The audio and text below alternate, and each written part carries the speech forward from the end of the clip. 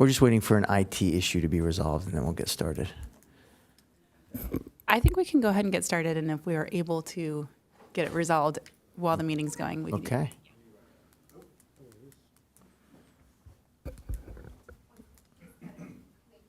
Got it.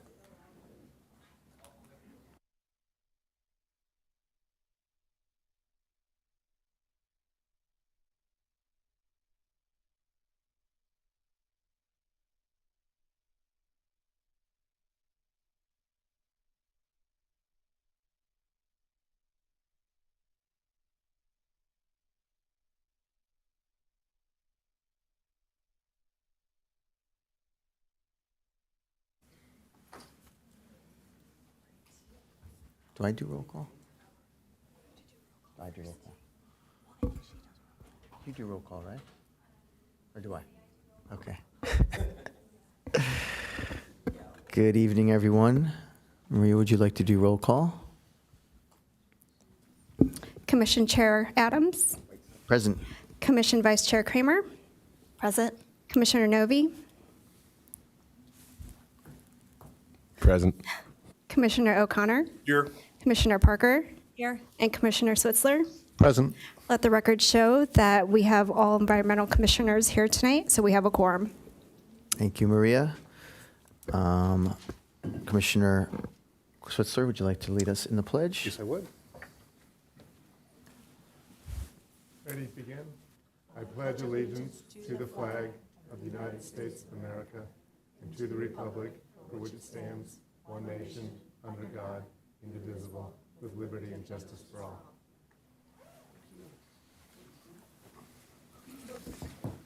Okay, moving right along. Maria, are there any changes to the agenda? No changes to the agenda. Okay, how about any oral communications? We do have oral communications. First person is Don Rideout regarding native plants. I am here to talk to you about native plants. I'm sure everybody here is aware that the city wants to have a native plant program, and it's been on your work program, but due to lack of funding and lack of staffing, the ordinance part of it is not going to happen right away. But that doesn't mean we have to stop and not do anything. So we can still work on this program, but it will have to be an educational effort rather than an ordinance or a kind of a regulatory program. And it will have to be with community and volunteer based.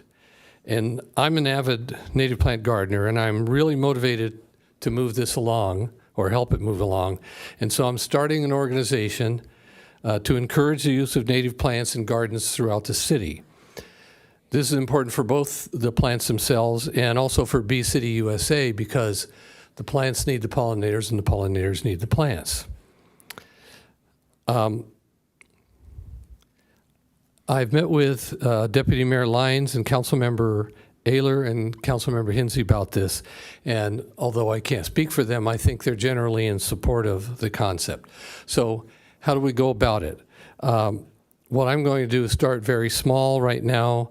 I have just a small email list of about 15 people that have said they're interested and want to see where this is going to go. My short-term goal is for us to start having in-person meetings starting in January, and just to talk this over and see where everybody wants to go. What other goals do people have? Right now, all I know is what I'm interested in, but I want to see what other people are interested in.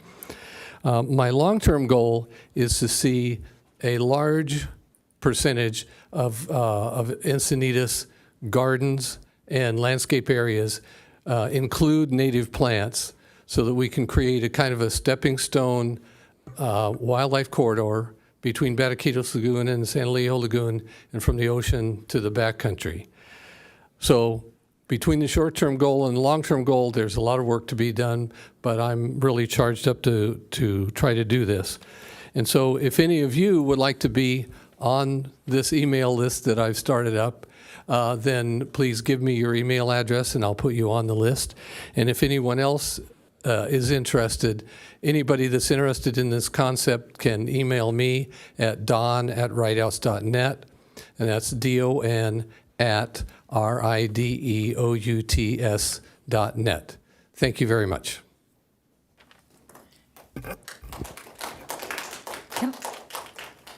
Can I say something regarding, so Arbor Day 2024 is going to be Yes. Encinitas Community Park, and we are going to be planting a lot of native trees. So that's April 13th, 2024. So Great. we're going to be planting somewhere in the area of 50 trees, and most of them will be natives, so. Great. So that would be an example of something that we could have a number of people show up for, not only to help plant the trees, but also to recruit more people to try to encourage more native plant gardeners throughout the city. Just a reminder, we're not supposed to do back and forth on the oral communications. It's okay.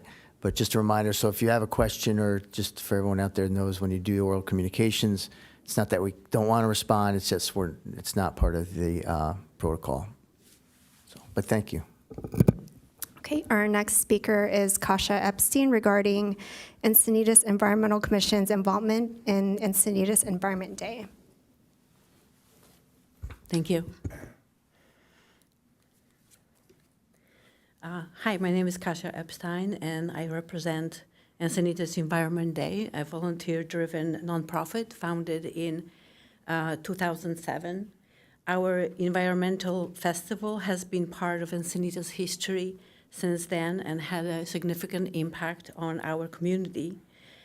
We all know how urgent climate action is and how serious it is to address these issues.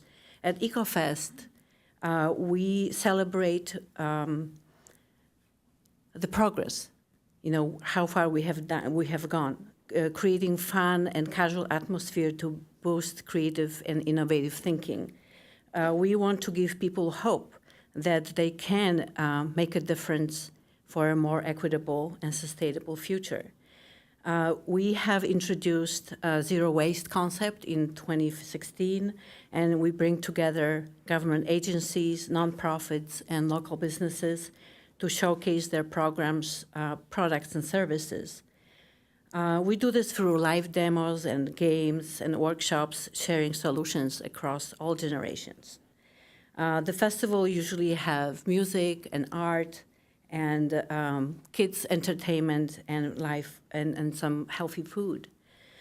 So I am perfectly aware that there is a lot of organizations out there that have similar programs and events that address some aspects of climate reality.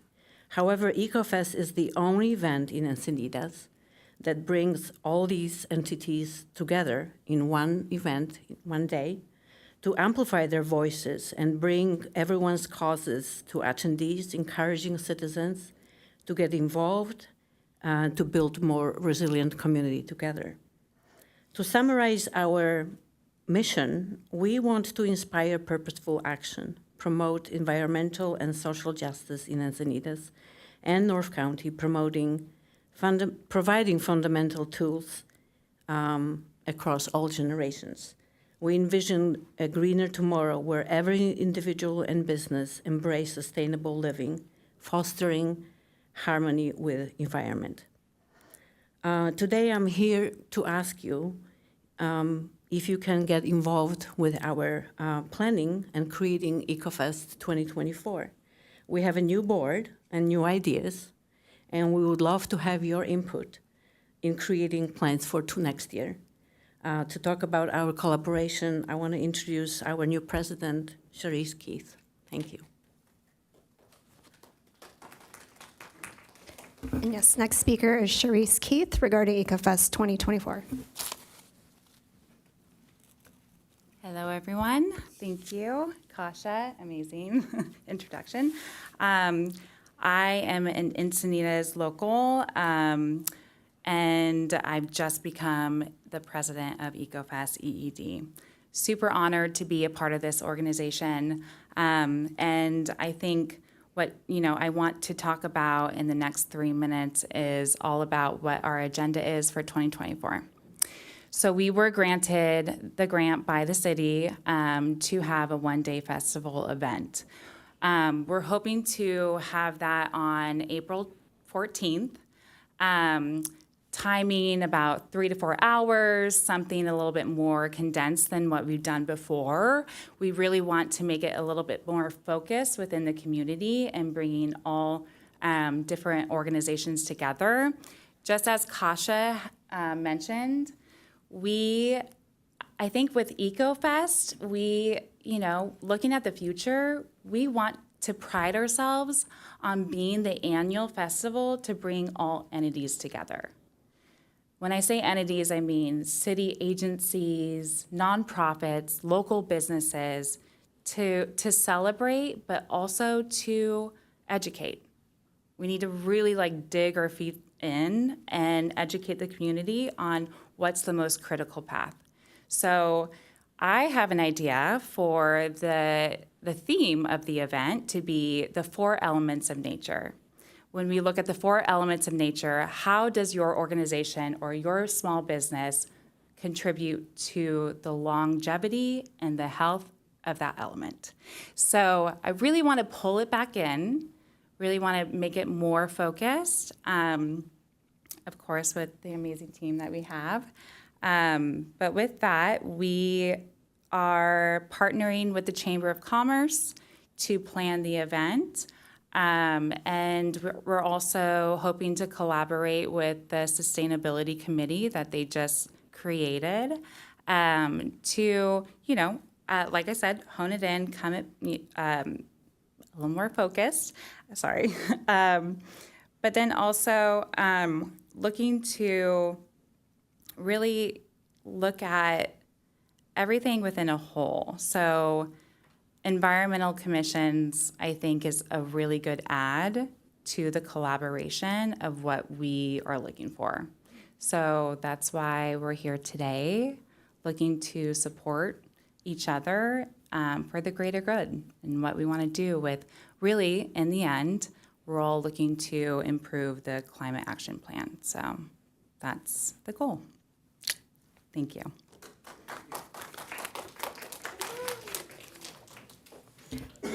Our next speaker is Geraldine Kessler regarding the Melba project.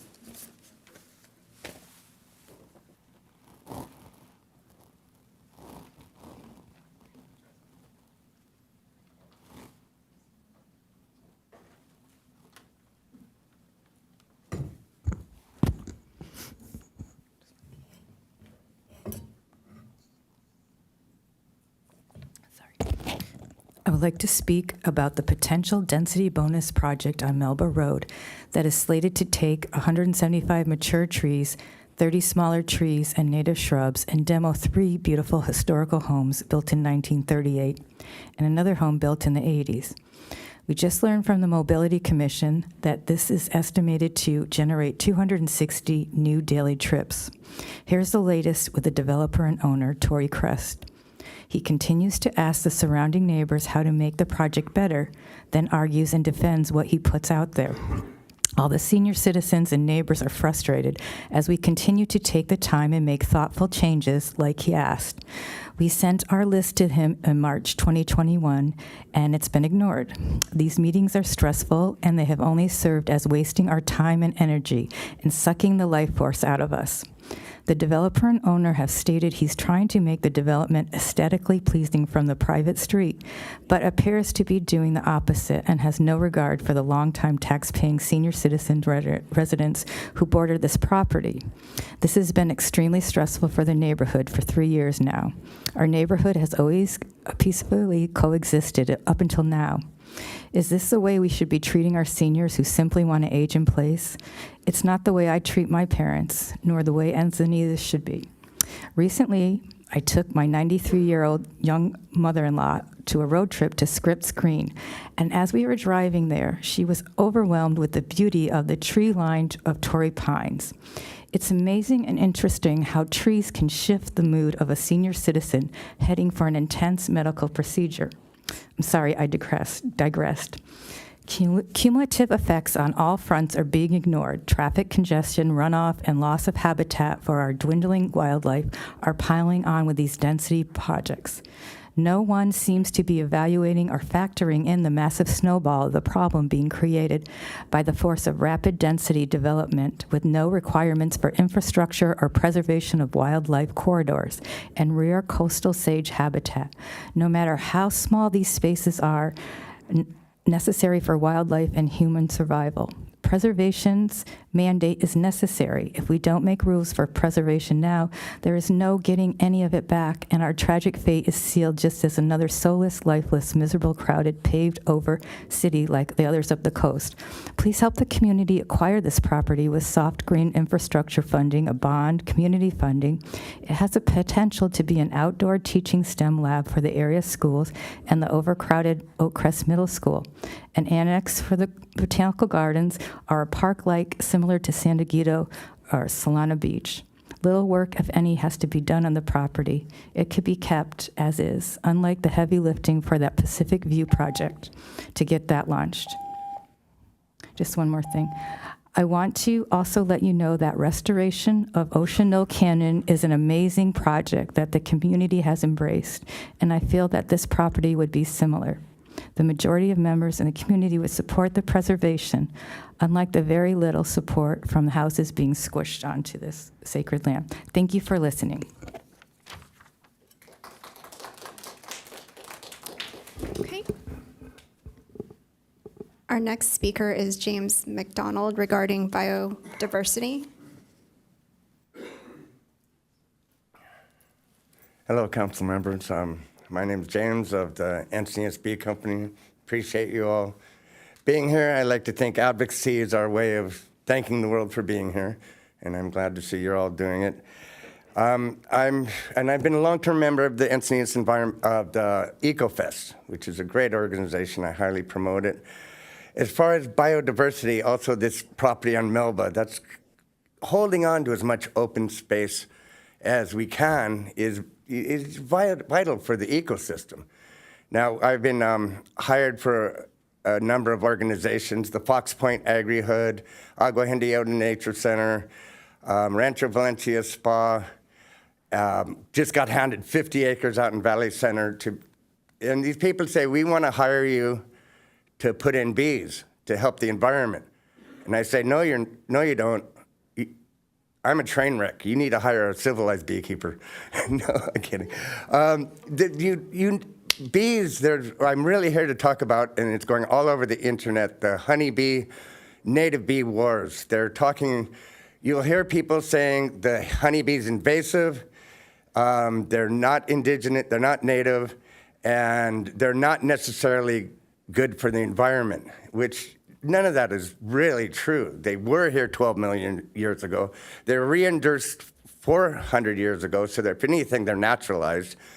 And as the Xerces Society says, native bees, pollinators can live side by side. There is an Irish saying, how long is a bit of string? Should I get a beehive? You need more information. If your neighbor has 2 beehives, probably not. That's not going to really help the environment.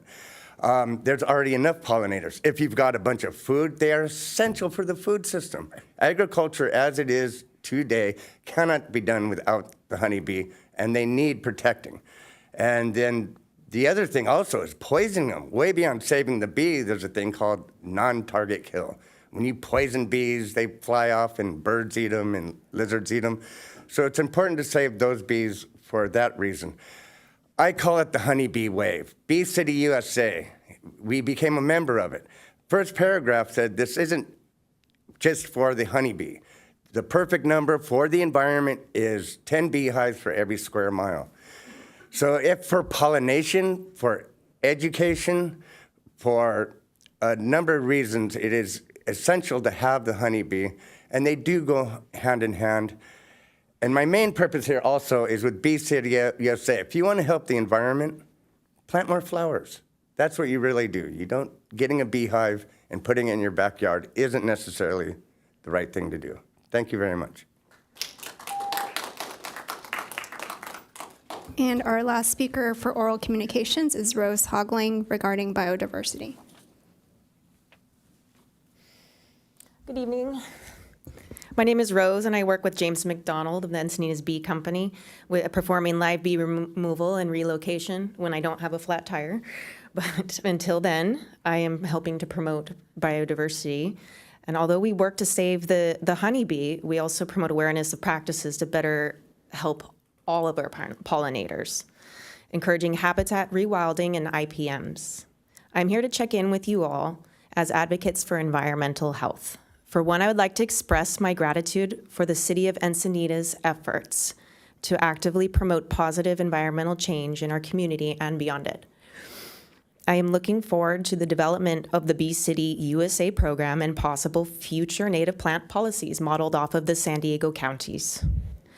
Until concrete policy change is made, there's a huge importance of educating our community about pollinator-friendly choices in our gardens and development projects. I want to highlight my support of Native Plant Society's Don Rideout and his vision and influence in the community of Encinitas as well to promote awareness of native plants and positive change. He's developing a small exclusive club in Encinitas for native plant enthusiasts. He's volunteering right now to walk people's properties and developmental projects to point out the native plants that they should keep, the invasive ones to get rid of, and things to water. And it all helps our pollinators and ecosystem combined. With all of the development in our town and with resources like the Native Plant Society and Xerces Bee City USA, developers could receive advice and get recognition for their efforts to maintain land and support of biodiversity, such as with a plaque you could put on their property so they can show off that, we're helping the environment. We can make it a huge trend in Encinitas. So our Encinitas Bee Company is now a part of the Fox Point Agri-Hood development. We are advising about everything owls, bats, birds, and pollinators. And we're pushing for the native plant rewilding. We are also putting honeybees there for educational purposes, pollination and honey, all while considering our native pollinators. The city of Encinitas is developing quite quickly, as you know, and as environmental health lovers, let's all work with it. Each and every developmental project can and will get recognized by the Xerces Society if they wish. And they can get advice for following the IPMs, and residents can take pride of having pollinator-friendly gardens with a balance of natives. In conclusion, to maintain biodiversity, we can't all be an expert in every category, creature, and specimen. This is why it is important for us all to create our own network of specialists, movers, shakers, and policymakers. Thank you.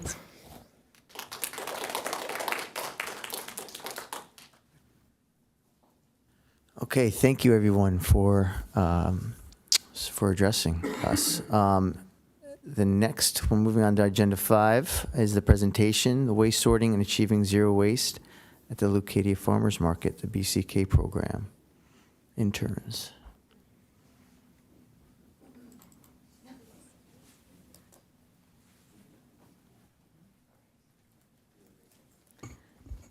Our team is going to introduce themselves, but I just want to see if you guys remember the third graders who were here a little bit towards the end of the school year last year, who pitched a program to put waste sorting stations at the farmers market.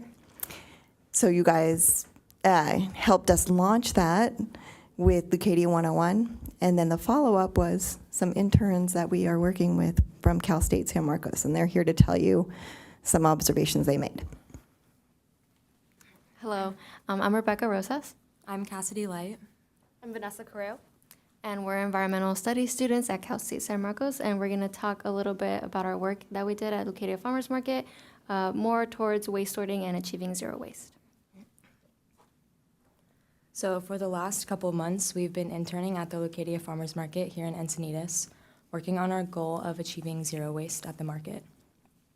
So the Farmers Market is in collaboration with BCK Programs, which is who we worked under, and their organization's goal is essentially environmental education through program outreach.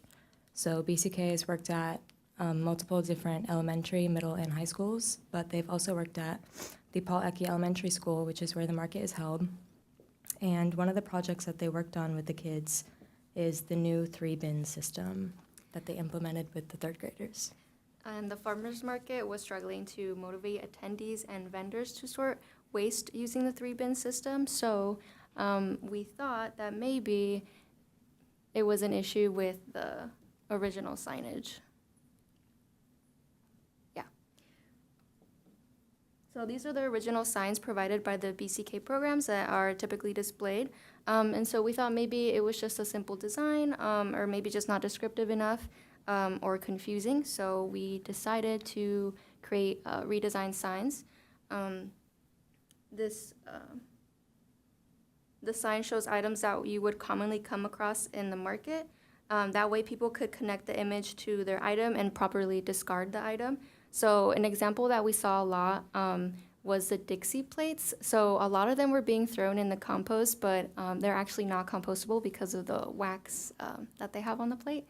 So we put that so it could be more clear. So what we did, we displayed original signage provided by the BCK, and then we collected the bags once full to weigh items. So for example, we took a compost bag that was underneath the original signage, and we weighed items in the bag that were recyclable, compostable, and landfill to determine contamination. So we did this for our redesigned signs and also for our redesigned signs with verbal instruction. So one of us would be standing by the bins and we would be helping them out, or they would look to us and we would just help them sort it, just to see if a verbal instruction would actually lessen contamination. So what we found, even with or initially with the original signage displayed, is a lot of contamination in all the bags, but especially in the compost bag. We found a lot of landfill compostable or landfill packaging from the farmers market, which is the main issue that we're trying to avoid when achieving zero waste. We're trying to reduce the amount of landfill and essentially increase compost. And this is what we found with our new signage displayed. So we can see that it kind of didn't really make a difference. We still see contamination. The compost bag still had recycling and landfill contamination. But overall, we see more contamination in landfill bags with a mix of compost, recycling, and landfill.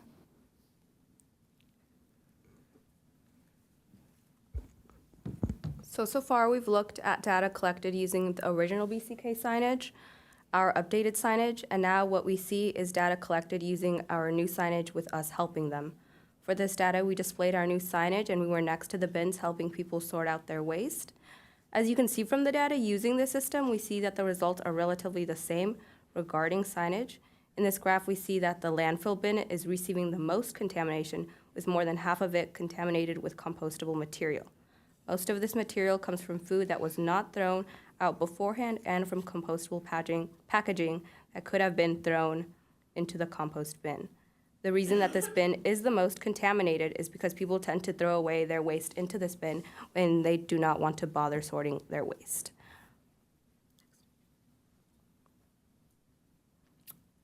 What we found throughout our research is that regardless of our signage, regardless of us helping the people, we see that there is still contamination being found within the bins.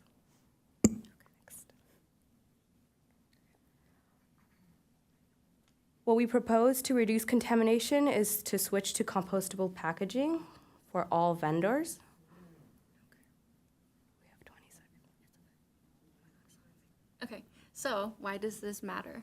So we want to achieve zero waste, right? So that's defined as 90% diversion from landfills and incinerators. So to really paint the picture, in 2019, an estimated 66.2 million tons of wasted food was generated, but only 5% was composted. Food is the single most common material sent to landfills at an estimated 24.1% of municipal solid waste. Compostable items, such as food, can transform into products that can be used in a safe manner, such as biofertilizers or soil amendments, so it just seems like a big loss. So by switching to compostable packaging at the located farmers market, we can greatly reduce landfill waste and organic waste that contributes to negative environmental impacts and human health. I think that's it. Thank you. Thank you.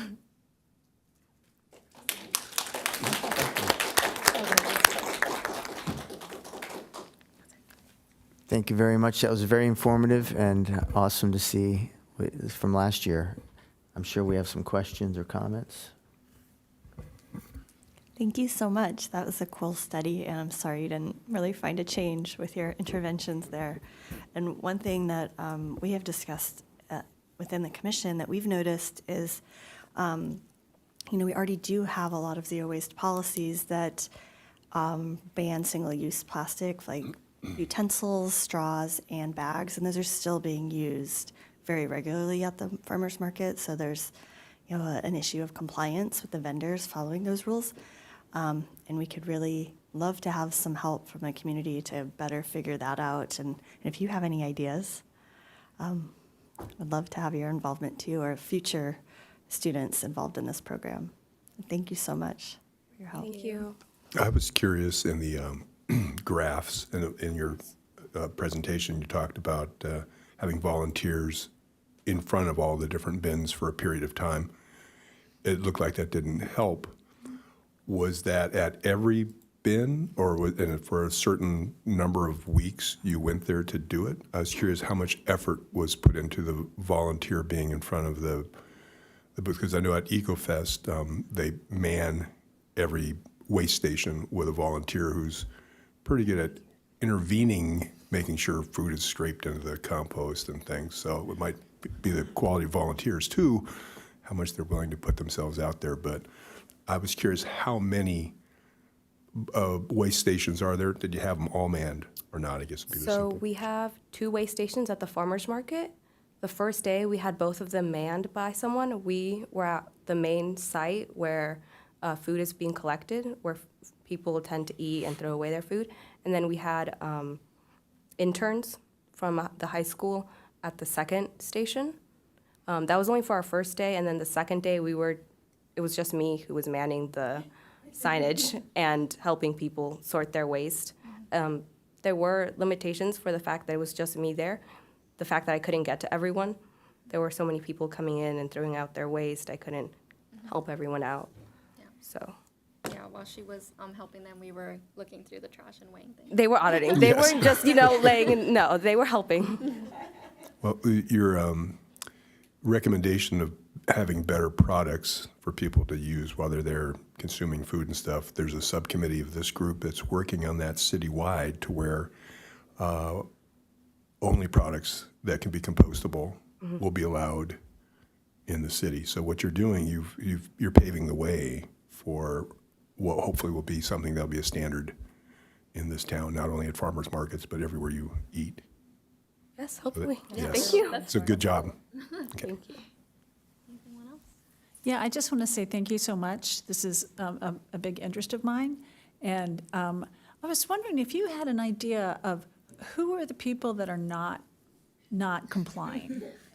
Usually, Because, or who, or you could look at the other way, who are more interested in complying and who may not be complying. Because we really, this is a project, statewide that we're trying to work on, and countrywide, worldwide. But, at the Leucadia Farmers Market, what did you see?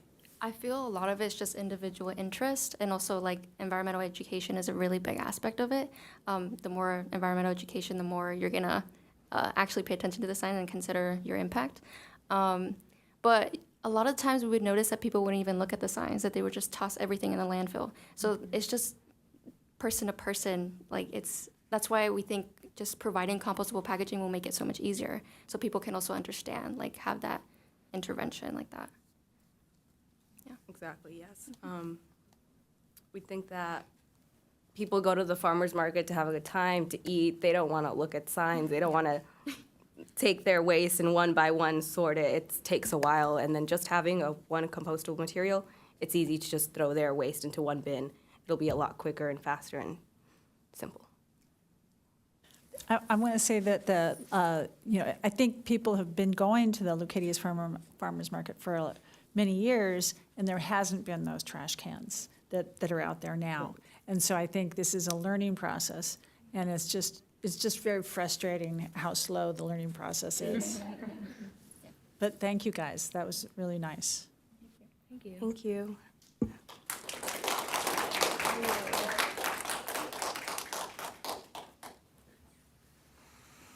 Great job. Thanks again.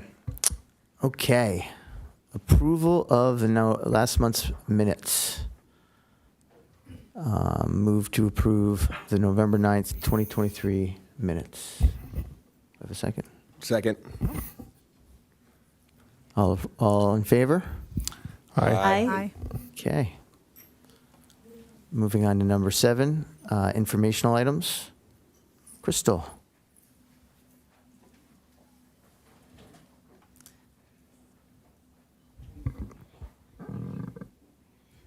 Thank you, Chair Adams.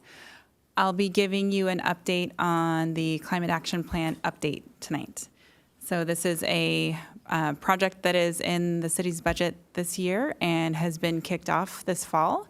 I'll go over a little bit of background on the Climate Action Plan, what the update is all about, what the tasks are, the guiding principles, and the schedule, the public engagement plan, and then also some of the work that we've already started, which is the greenhouse gas emissions baseline and projections, and then I'll go over next steps.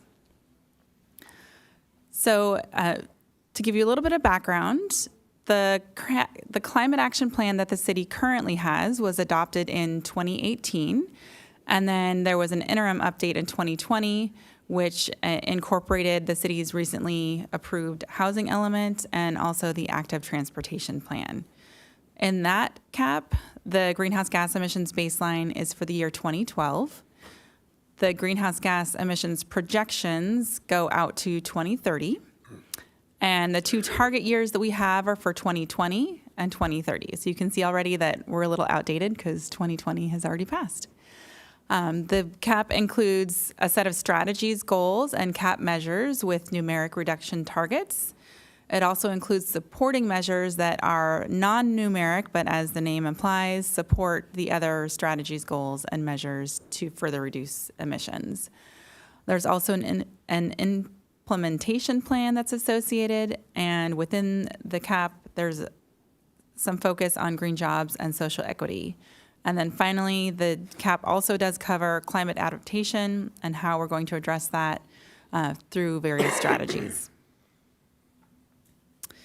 So for the cap update, the reason why the cap is being updated is because within the last cap that was adopted, the city committed to updating it every 5 years. And the point of that is to make sure that it is current with the most recent science and that we have the most current and effective measures to reduce emissions within the plan. So 5 years is a good time frame to do that.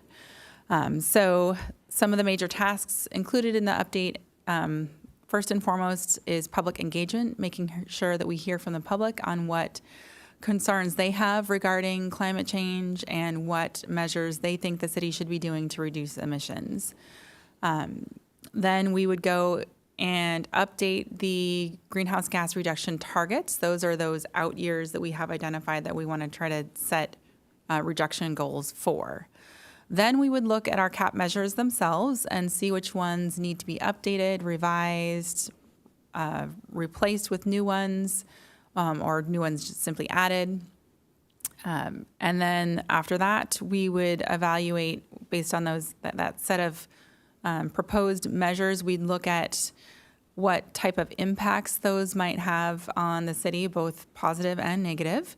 And then we would look at, take those cap measures and assess the cost implications of those. So how much would it cost the city to actually implement these measures? That's a consideration that council would need to be aware of in order to make the decision to adopt or not adopt the cap or make any modifications they so choose.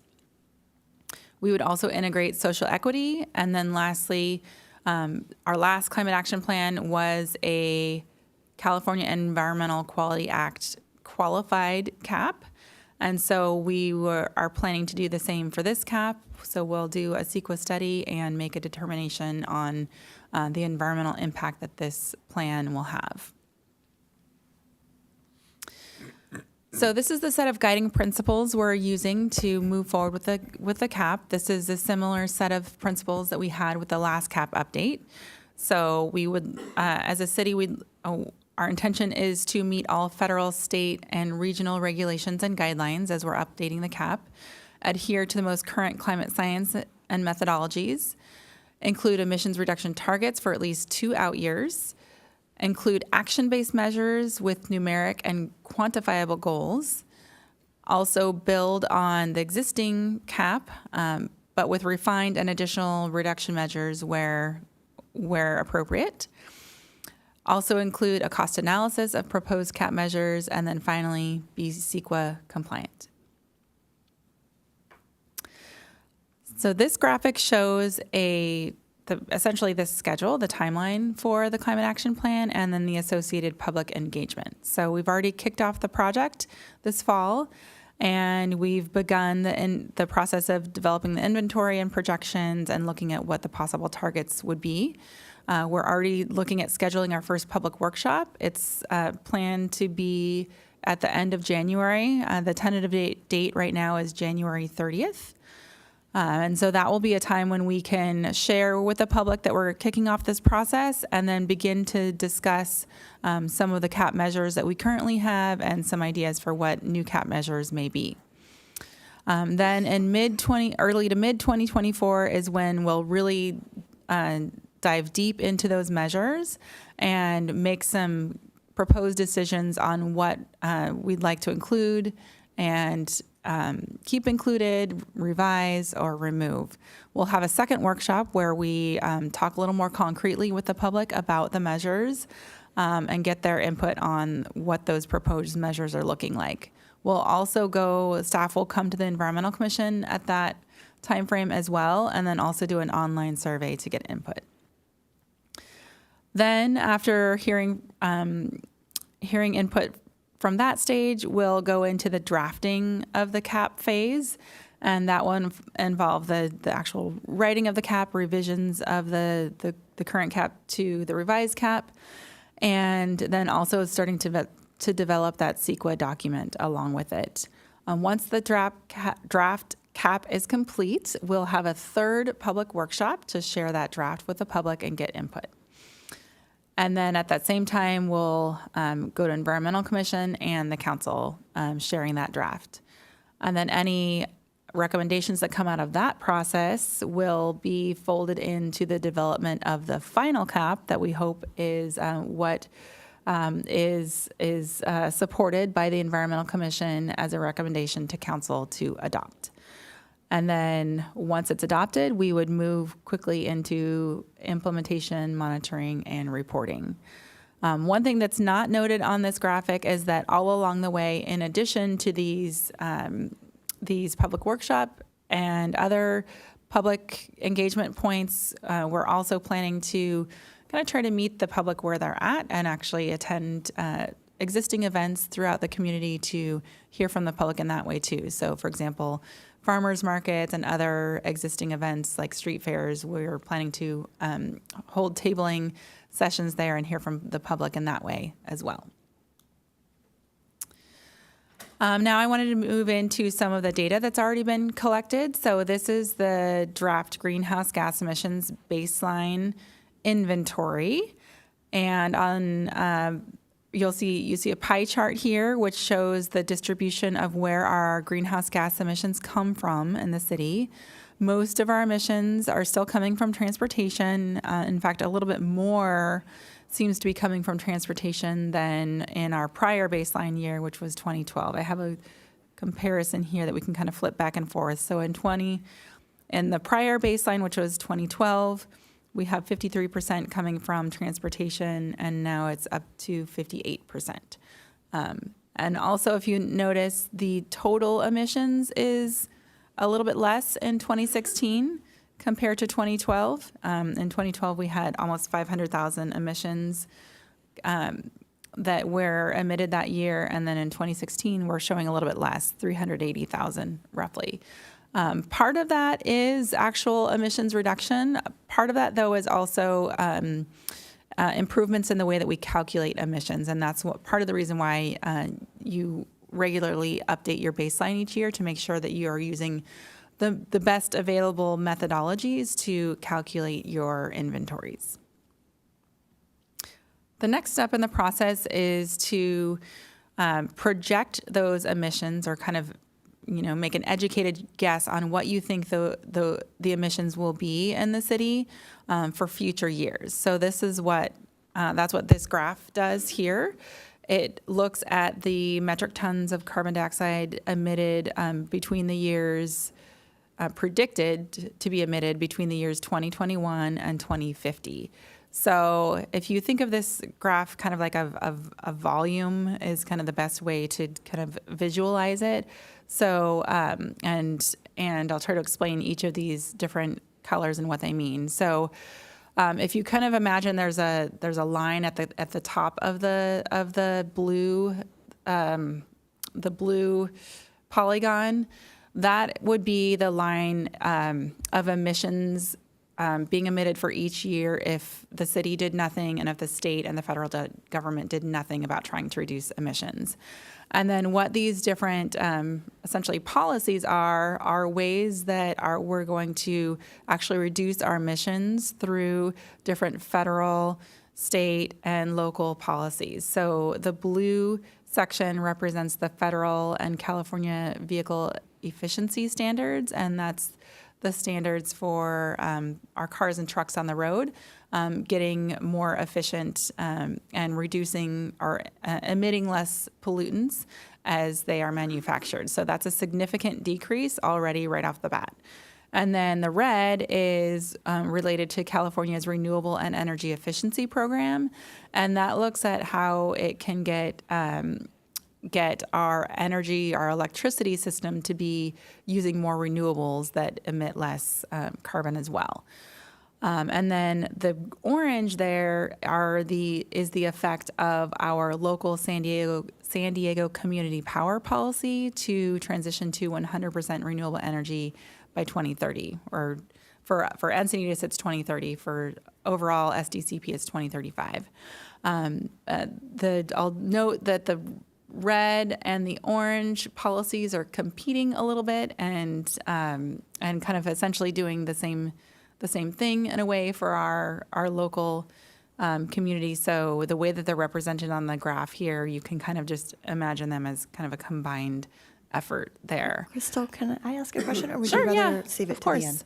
Yeah, we were just kind of discussing how small that reduction was for community choice. Is that because Yeah, it's sort so of wrapped into the... Yeah, that's kind of what I was trying to explain with like the way that you calculate it. You kind of have to calculate one benefit and then another, and so I guess it's not the best way to represent it that SDCP's effect is so small for our area. They should probably be really represented together. Is my interpretation. That our consultant developed this, and we can try to come up with better ways to accurately view that. But really, they're kind of getting at the same thing from different angles, one locally and one from the state. But because we have to calculate one and then the other, the effect of one and then the other, it looks like this. So yeah, it's not a great answer, but it is more effective than it's showing here on the graph, would be my interpretation. So the graph could show if the city had 100% people who've opted into that power grid, there's no room for movement if we're all doing it. Right. Yeah, it could be that the orange is really actually the greater effect right now, and then yeah, it's kind of two overlapping policies that basically do the same thing. So yeah, it's not super clear. I think the key point though to this graph is that the gray polygon that you see at the bottom is where the city can really do their part through the climate action plan to reduce emissions. That's kind of the opportunity that we have to further reduce emissions. So that's what our layering on our climate action plan measures into this graph, which is not currently there right now, will get us to the potential targets that we eventually establish through the update process. So the two black dots that you see there, one for a possible 2030 target and one for a possible 2045 target, those are just illustrative dots. These are not decided yet, but just gives you an idea on what emissions reduction targets we could establish, and then identify measures to get us to those goals. So, any other questions on this graph? I know it's a confusing one. I have a question Sure. on the energy, the electricity. If you go back to the pie charts, because you went from 25% to 21%. And then that was when SD Community Power had the 100% renewable energy default for Encinitas. Why isn't it lower than 21%? So that actually is not factored into these baselines yet, because this 2016 baseline is still well before San Diego Community Power has Oh, I thought I saw the implemented. 2023 under the pie chart. Oh, that's just the date of the data, or the date that this graph was completed is 2023. Okay. Yeah. Sorry, the date of the data is Got it. 2016. Yeah, that's So a what good. do you expect the pie chart to look like for electricity? Yeah, so if we were to do an inventory or show a current, an inventory of say 2023, I would expect it to be much smaller than that. I don't know the exact number, but you're right. SDCP and converting to 100% renewable electricity for us is significant. So it should shrink almost to, just a few percentage points. Yeah. That would be a nice thing to promote to the public, Yeah, just like progress. definitely. Yeah. Yeah, and that more current pie chart is something that we do when we do our annual reports. So in our next annual report, if we do inventories every other year. I think we did just do one. Sandag does those for us. So it'll be another year until we have a current inventory of our most recent years. But yeah, I'll just look for that in the future. Thank you. So will we have one during this year of trying to come up with a new cap? A current inventory? We have our latest inventory from the work that Sandag did for our last annual report. And I believe, if I recall correctly, that's for the year 2020. That's the most current inventory we have. Yeah. So my last slide just talks about next Crystal, can I make a steps. quick comment on the Sure. last one? Just Yeah, of course. to clarify, the way I read this is actually community choice power, it does reduce a lot. It's just the range is less than the California Renewable Energy Efficiency Program. Am I not understanding that correctly? Well, this is specific to just Encinitas. So even though that's a statewide policy, what's shown on the graph here is just its effect within Encinitas. Right. So, But to your comment before, because yeah. that way I look at it is like by 2050, the red is going to be anywhere from 125,000 to I don't know, what is that number? That's the amount it will be reduced. But that's the range. that's the amount that it gets reduced Oh, that's the to. reduction. Okay, I was reading it wrong then. Got it. Okay. Okay. That's why. Got you. Okay. Any other questions on the graph? I know it's really confusing. Okay. All right, we'll jump to next steps. So next steps is to finalize our public engagement plan. We have a really good kind of layout of what we're going to do, but we actually have a plan that's behind that. It's mostly completed, and as soon as it's completed, then we'll be able to kind of schedule out that engagement. And then we'll begin evaluating the existing cap measures, and then move on to determining the proposed greenhouse gas emissions reduction targets. Those are those black dots that were on the map. So solidifying what we'd like to have as those target goals for reduction. And then we'll move on to considering possible new and revised measures. That's what we'll do this in two ways, one with the public, as I mentioned, and then also internally with staff as well. We'll look at kind of what options and what ways we think that we can reduce emissions based on the work that we do here at the city, and make proposals that we could include in the cap.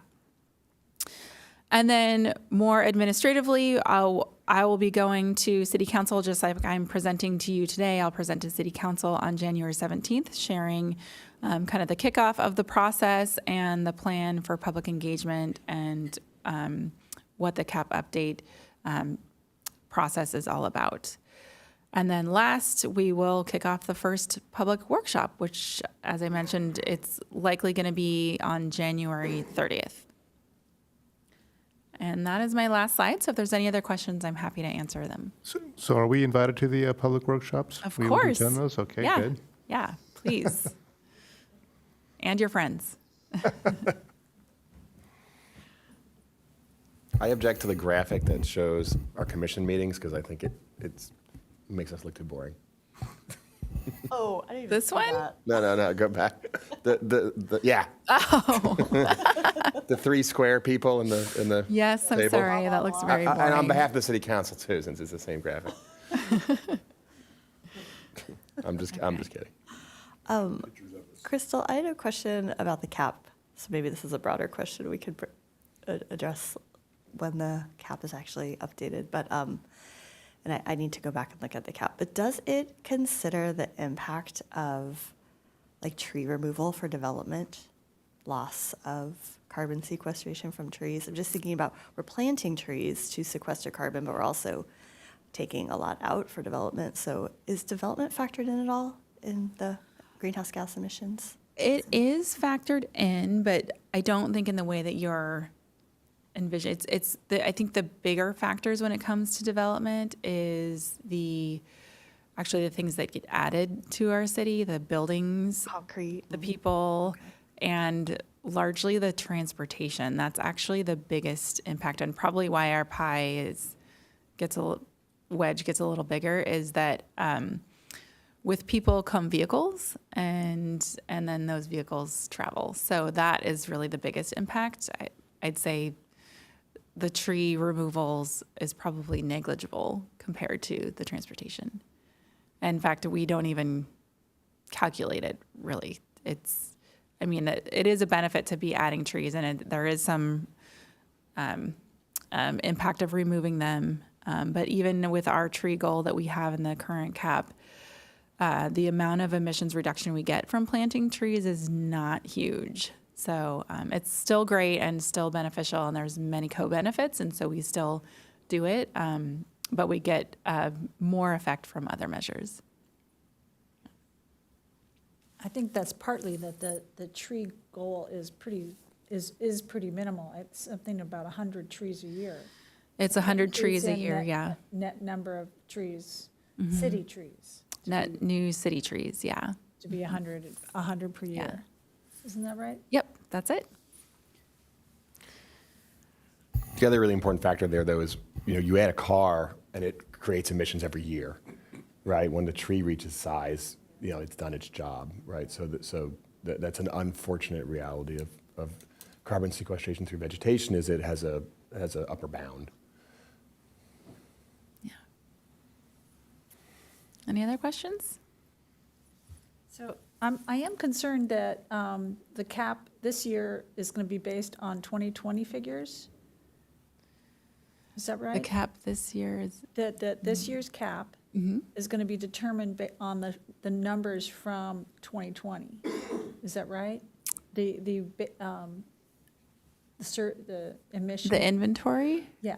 So the baseline that we'll have for this cap is 2016. This is the baseline. It's the year 2016. So, but you said the last inventory we have is from 2020?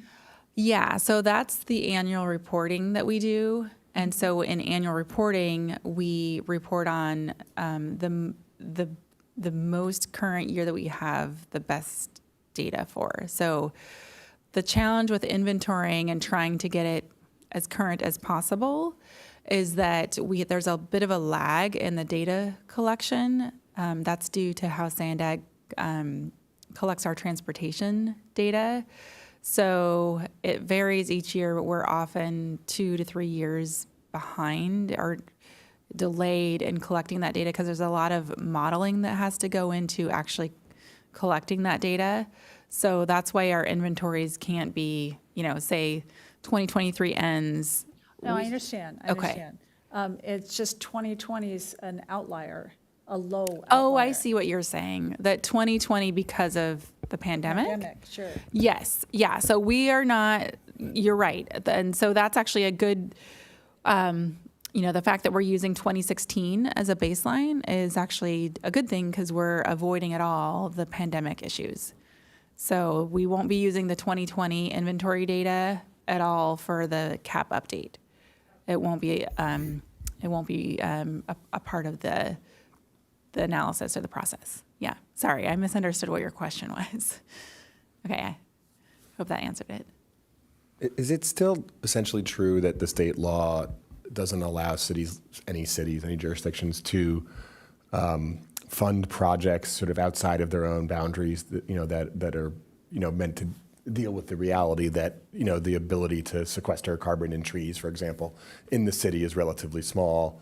I know that that's something that the Farm Bureau has brought up a lot because they want another income stream for farmers. But I'm just curious if those regulations are still what at least we were Like, told for they were. example, are you saying like if the city were to fund a tree planting project Outside of the boundaries of outside of- Encinitas, yeah. that's sort of forbidden you can't count that under the state's law when you're, that governs how you put a cap how together. we account for our emissions reduction? Right. Well, I don't know if there's necessarily a law per se, but more like standard practice that cities focus on, work within their own jurisdiction. Mm-hmm. That being said, climate action planning is a little bit different in that we do know that this is a global issue and we do collaborate regionally and statewide to work on things. Of course, we're working collaboratively with a focus on our own city. I wouldn't necessarily throw, an idea like that completely off the table, but it would be kind of a different approach, doing a project that's outside your bounds. I mean, it sounds similar to me like doing mitigation for a project where you can have a greater benefit in reduction if you were to donate to this certain tree farm or blue carbon in this certain watershed or something like that. So I wouldn't necessarily put it off the table, but we tend to try to focus on what we can do in our own jurisdiction. Right, but I mean, if the jurisdiction were to choose to pay for work elsewhere, with reasonable, Yeah. then it works. I'm just curious because Yeah. it's interesting, right? As things move forward, right, the pie chart's changing, right? It's going to be a lot of blue, and so what the city can do or is willing to do to decrease on-road transportation relative to what the state is doing is pretty small, right? It's going to be state policy that drives the movement to an electric fleet and all the other things that, so if the city is really looking for things to do that can, operate on the, on reduction of the remaining large areas, either it has to develop some kind of a transportation infrastructure that is probably not feasible, like I don't see the Encinitas subway happening anytime soon, exactly. But hey, I would love to think about it. Or it needs to get into the carbon sequestration game. And there just aren't great carbon sequestration options in the city of Encinitas, with the possible exception of blue and aquatic carbon, which to my knowledge is not really being looked at. I would love to know how much carbon we could sequester in restoration of the kelp beds. Yeah. And that could happen. I don't know where Encinitas ends at the ocean, but so I think as we get further with this, and especially as you see, that you see that graph where it starts, all that gray is left, what can we do, right? We're starting to run out of reductions that might be feasible. Not that we shouldn't try to get them, but there's the other side of that equation, which is, offsetting. And, it would be great to understand and have the CAP process somehow let us know as a community when, we're chasing ever greater and more expensive, incremental improvement on the reduction side, and what we can do as a community, because the city could levy a small tax. All the taxes we think about for infrastructure and whatever it is, a sales tax, higher occupancy taxes on hotels, any of those kinds of things, that a wonderful tourist destination like Encinitas could potentially make use of, to offset carbon mitigation projects, should be on the table. And if they really have to happen, or there's for whatever reasons within the boundaries of Encinitas, it's a different set of potential projects than if we can just put money into a big mitigation fund for work that happens in some forest, far away. And I think it would be good to start to understand this in some way. And so I don't know nearly as much as anybody about the CAT process. But I think we're doing a good enough job that we have to start getting out of the box pretty soon, or we're going to run up against the law of diminishing returns. Yeah, I think that would be a great thing to bring up as we start talking more specifically about possible CAT measures. It could be one that we could do some more research on and see if it's possibly a viable one, if there's opportunities out there. Yeah. One last word about offsets. The climate community is now uniformly against offsets. The offset kind of assessment schemes have been shown to be totally unreliable, and there's a lot of cheating. And so the community is totally moving away from offsets in that regard. But the lagoons are amazing for those ideas are all so neat. But the offsets thing is like. When you're distinguishing between like actual restoration and offsets, like the finance-based schemes. Yeah. No, I totally agree with that. No, I totally agree with that. But there are real projects like the lagoon restoration probably results in a heck of a lot more, sediment accretion, or actually it might go the other way. I'm not really sure, but there are things happening here that could be measured and really and they're not through financing schemes, so there's not a reason to cheat or anything like that. As long as it's not allowing emissions somewhere else, like it's not like an offset. Yeah, rebound effects. Yeah, I understand. Yeah, no, I totally agree. But at some point we have to think about what else we can do. So just to throw it in there, you look at the main categories, transportation being the first, probably the state, subsidizing electric cars and things like that is dealing with that. Probably not much the city can do. Electricity, community power, I think, is dealing with that. But natural gas, last month we had the speaker come and talk about electrification with cooking and eliminating gas stoves. And there's already the building code for new buildings, but I think conversion of existing natural gas usage, dryers, water heaters, stoves, that's probably our biggest opportunity, a huge opportunity of the things that are on the list there, I think. And there's lots of things that aren't on this list that aren't, you can't account for everything, but it's the stuff that we consume that's produced elsewhere, it's the plastics, the concrete production, so we could reduce emissions that, in ways that we're all working on, I think, here that wouldn't result in any change in the pie chart. They wouldn't be reflected in the accounting.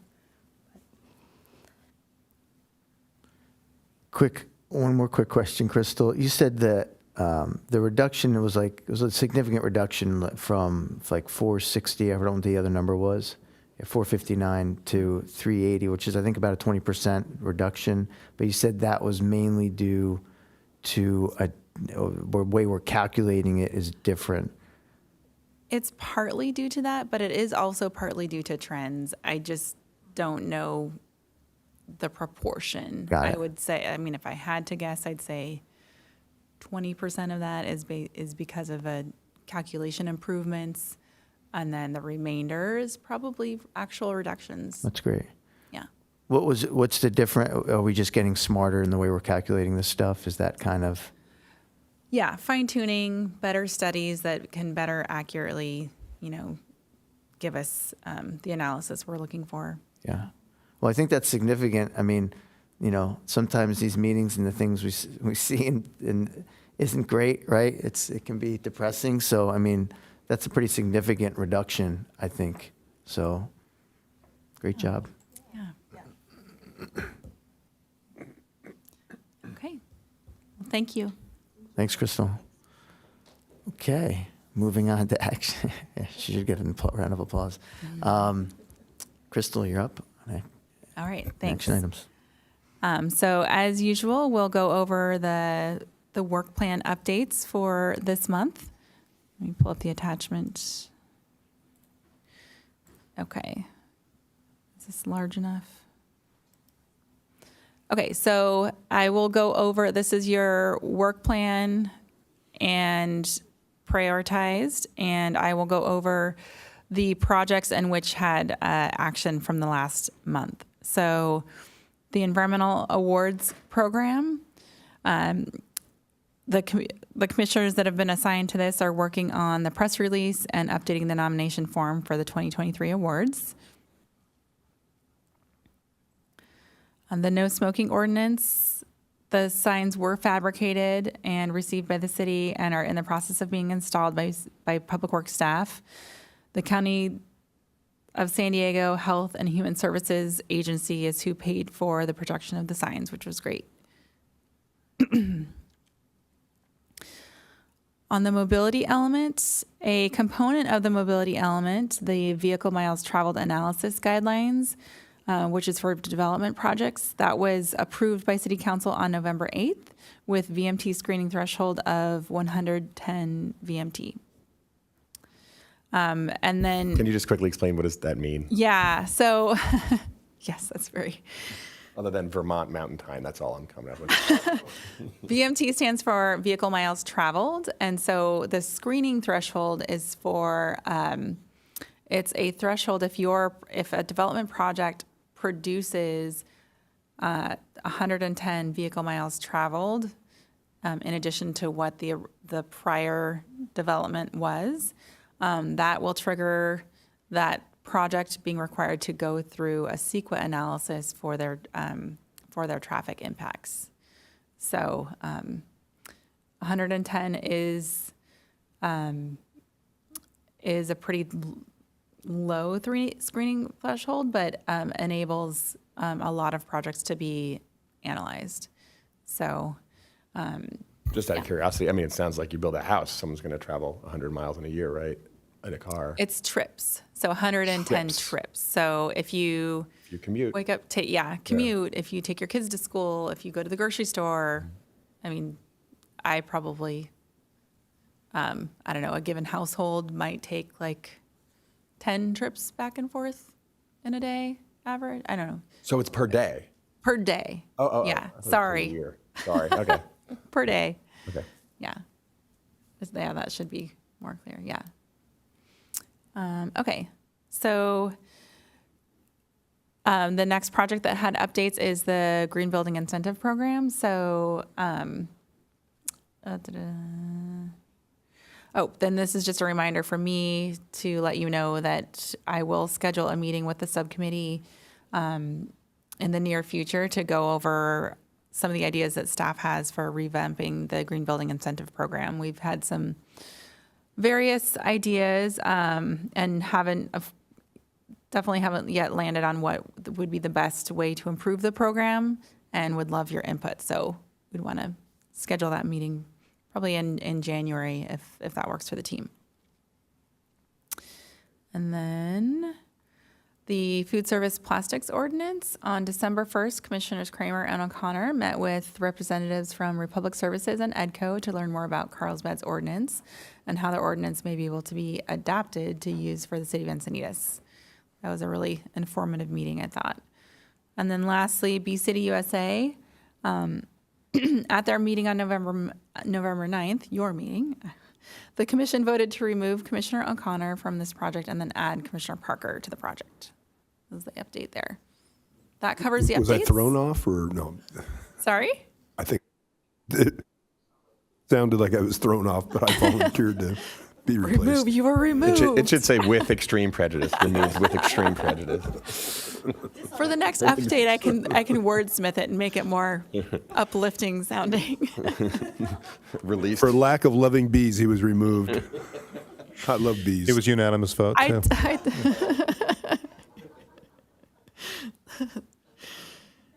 If bees swam in the ocean, I'd probably stay on it. Okay, any other additions at this time or comments on the program updates? Yeah, I have a question. In getting the subcommittees, or whatever we want to call them, our little groups, to start working on something, how do we initiate that work? Yeah, you can either work amongst yourselves, and that's, like, for example, that's what Commissioner O'Connor and Commissioner Kramer have been doing on the food service ordinance, or if it involves if you think that it would be beneficial to involve me in that process, then you're more than welcome to reach out to me and chat with me about maybe convening a meeting or just asking me questions about your program area. Okay. So, yeah. Okay. Maybe I missed that. We were just discussing the number 15 later on in the meeting. Is it better to discuss more details that went on, or during this? You can do it now. Okay. Yeah. Okay, Kate, for anyone that's interested, when we had this meeting with the representatives from the waste disposal company from Carlsbad, Republic Services, this is part of our, effort to develop an ordinance limiting single-use plastic food service items.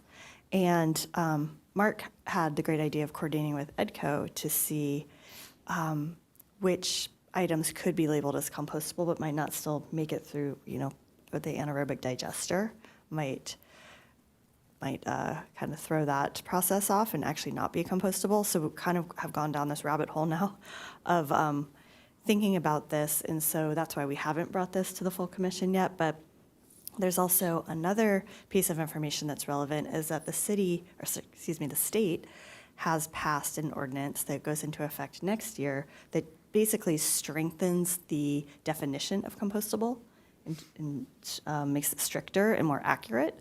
And so the resulting effect of this will eventually be to basically only truly compostable and biodegradable things will be labeled as compostable and biodegradable. So that will be easier for the city to kind of introduce that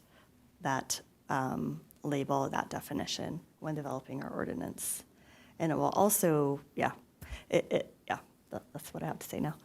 And I think it piggybacks beautifully on the college students on their presentation, that they're doing it at a very small level at a farmer's market, and this would just be more global to the city, but the same. When does the strengthened state ordinance come into effect? In January of next year. January It's like a two-step process. The first is for compostable, and then I think 1 or 2 years later it will be like biodegradable or the definition of organic.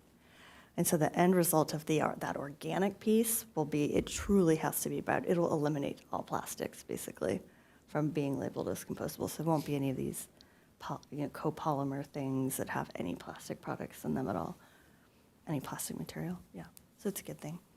And the waste haulers are very interested in getting this done because of the contamination in the waste stream when they try to compost something or recycle something or landfill it.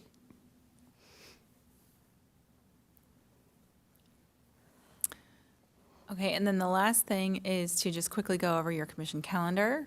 So we'll be doing this monthly. This will be the second attachment to this item each month, and this is just a reminder for you to what's coming up. And so I'll just go over the next couple of months. So we're in December.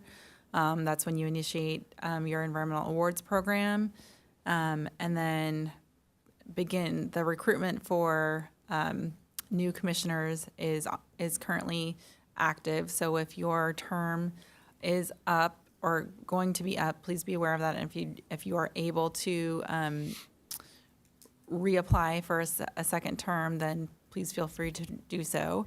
And then in February timeframe, that's when council interviews the Environmental Commission applicants. And then coming up in February, March is when the appointed commissioner is when you would appoint a commissioner to serve on the community grant program.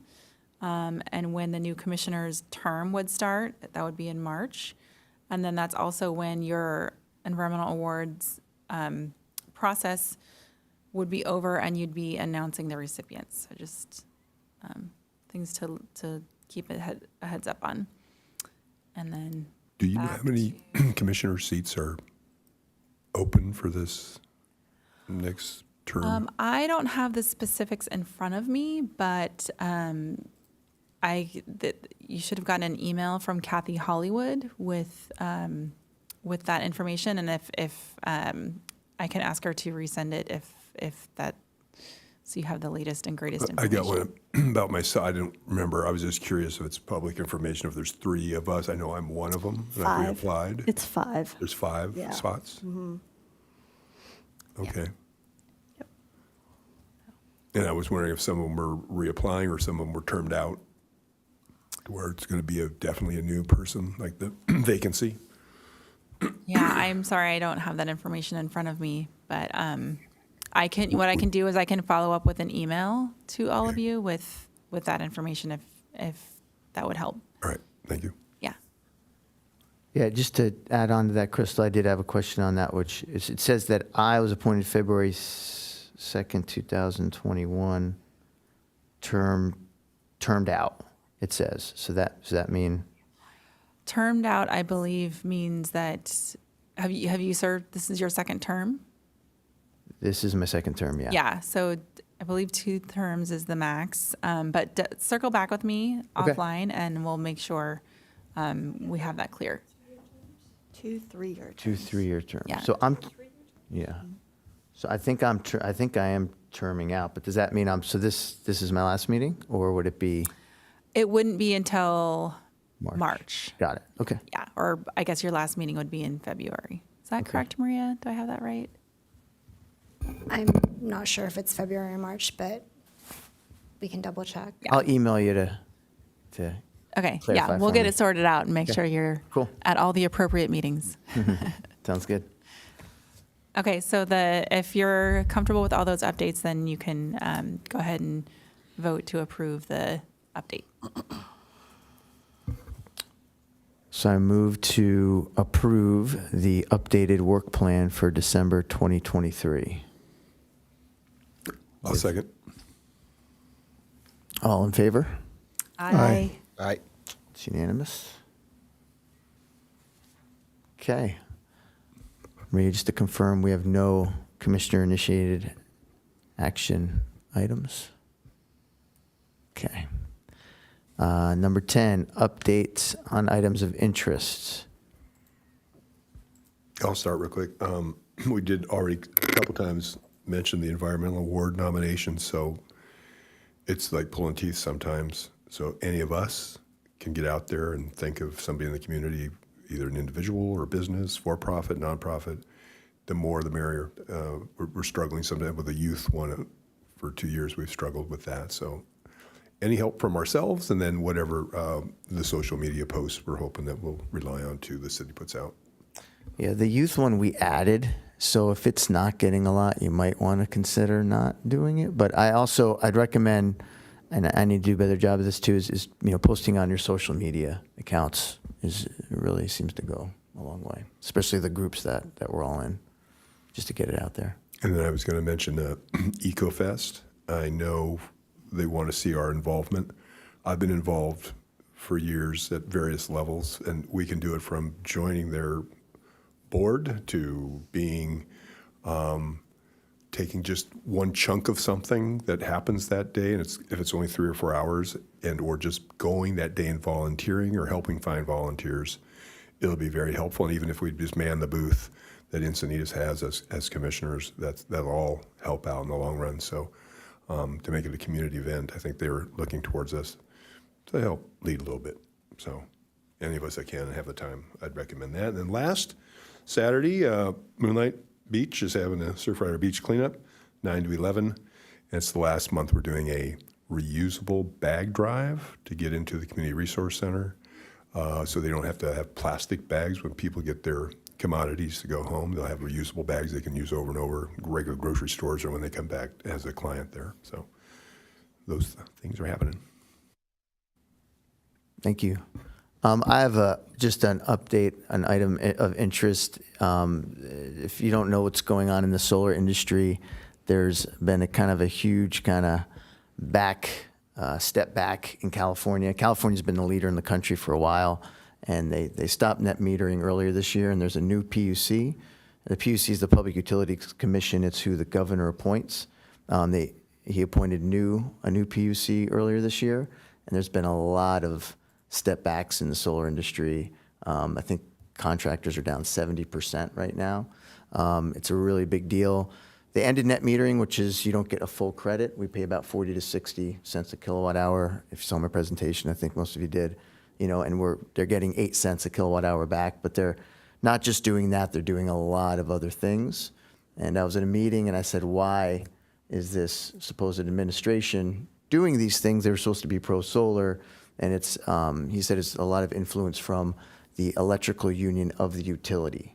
So there's an electrical union, right, that we kind of all know of, but there's also a different electrical union that just works for the utility companies.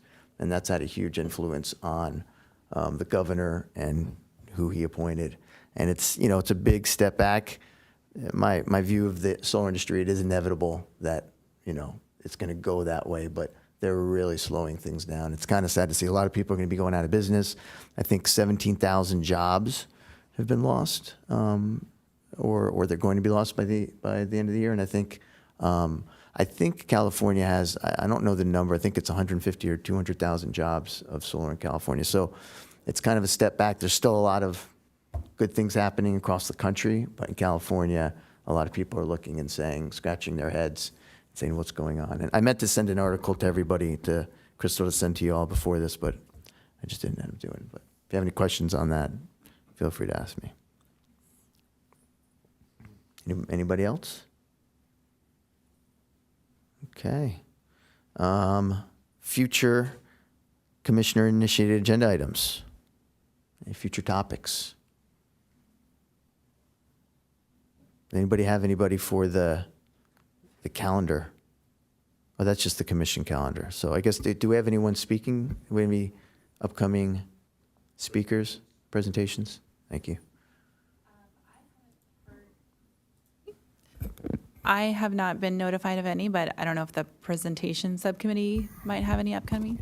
I think I'm the chair of the presentation subcommittee. Talk about a position steeped in respect.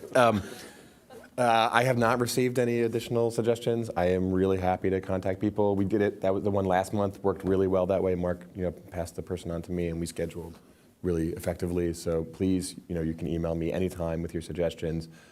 If there's any, occasionally, there are other people on the committee and we just by email, just make sure that, it's the person or the organization just meets the goals and are appropriate for the commission, but it's been pretty easy so far. So please don't hesitate to just email me your suggestions. Fantastic. So no one on the calendar for next month? I don't believe so. Okay, no. Not yet, but you have somebody in the okay. No, I don't have a list. So anybody who makes suggestions. Has EDCO talked to us in a while? Yeah, they did. Was it already? I think it's helpful to have like an annual thing from them, but if it's up to you. So that one is usually arranged through the city because they are a city contractor. So we don't invite them as like our presentation. We usually they are invited to report on their work with the city as a city contractor or something, whatever they are, informational item. Yeah, and I might suggest we've been down some staff in that division that handles our solid waste and organics program, but we are in the process of hiring someone, so it might work well to get that person hired first, let them have a little bit of time under their belt, and then they may even be a great person to have attend that same presentation as well in combination with EDCO. So I'd say maybe in a couple months would be the perfect time to have EDCO come and present to you, and the new staff person. Great. Can we rely on you to make that? Yeah, I can jot it down. Do you need us to make that request? I can consider the request consider the request made, and I would say that probably, let's see, March would be the best time, if that's fair for you guys to have this person. They're not hired yet, but it's in the process. I know that the hiring process is happening. So does that work? I mean, who doesn't like talking about waste in the spring? Okay, so we'll have an informational item from EDCO and the environmental staff at that time. Sorry it's past that time, but I just had one tiny update. I did see a no smoking sign put up on a traffic sign on the field in Cornish. So thanks, City of Encinitas. It's happening. Awesome. I tried to get an official update from Public Works today and didn't hear back, but I'm sure I will soon, and hopefully next month have the exact count of what's gone up. Yeah. Anybody else? Okay, I think that's it. Move to adjourn? Yeah, all in favor? Aye. Yes. Meeting adjourned.